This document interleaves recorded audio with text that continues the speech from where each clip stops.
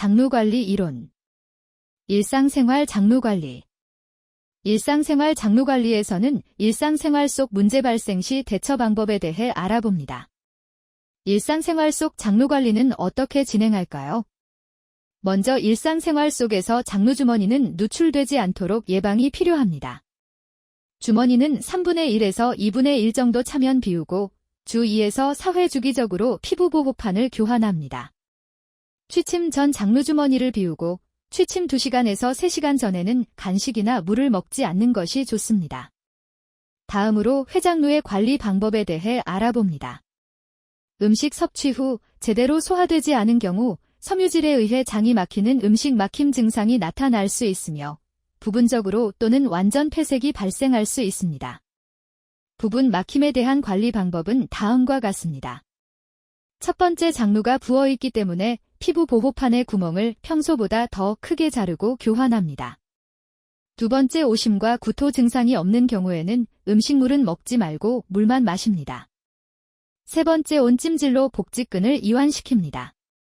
네 번째, 장루 주변을 마사지하여 막힌 음식물에 압력을 가해 장루를 통해 나올 수 있게 합니다. 그리고 완전 막힘의 경우 다음과 같이 관리합니다. 첫 번째, 장루가 부어있기 때문에 피부 보호판의 구멍을 평소보다 더 크게 자르고 교환합니다. 두 번째, 금식합니다. 세 번째, 장루 주변을 마사지하여 막힌 음식물에 압력을 가해 장루를 통해 나올 수 있게 합니다. 회장루를 가진 환자의 경우 수분 섭취에 주의를 기울여야 합니다.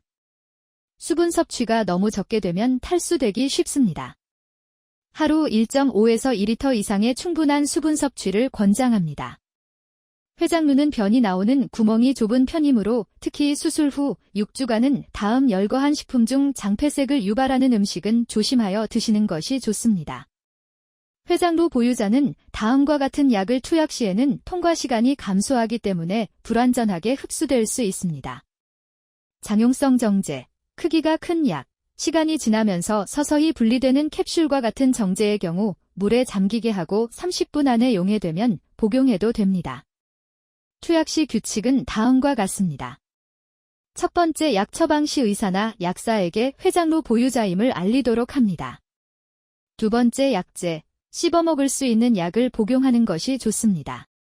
세 번째, 약사의 확인 없이는 약을 분쇄해서는 안 됩니다. 네 번째, 회장루 보유자는 하제를 복용하면 심각한 수분 전해질 불균형이 유발될 수 있으므로 절대로 복용해서는 안 됩니다. 마지막으로 결장루 환자는 아침 식사를 다음과 같이 관리합니다. 결장루 환자는 수술 전과 같은 고형변이 배출되나 변비 예방을 위해 충분한 수분 섭취와 섬유소를 섭취하는 것이 도움이 됩니다. 결장루의 경우에는 가스와 냄새가 문제가 되는데 가스는 대장에 쌓여있는 노폐물에 박테리아가 작용하여 생기는 것입니다. 변의 냄새는 구불결장이나 하행결장에 배설물이 장시간 머물수록 증가하게 됩니다. 만약 변 냄새가 심하면 장루주머니에 넣어서 사용하는 방취제를 사용할 수도 있습니다. 변비와 설사를 일으키는 시기들은 개인마다 다르나 다음에 열거된 식품은 과잉 섭취 시 생길 수 있는 증상이므로 참조하시기 바랍니다.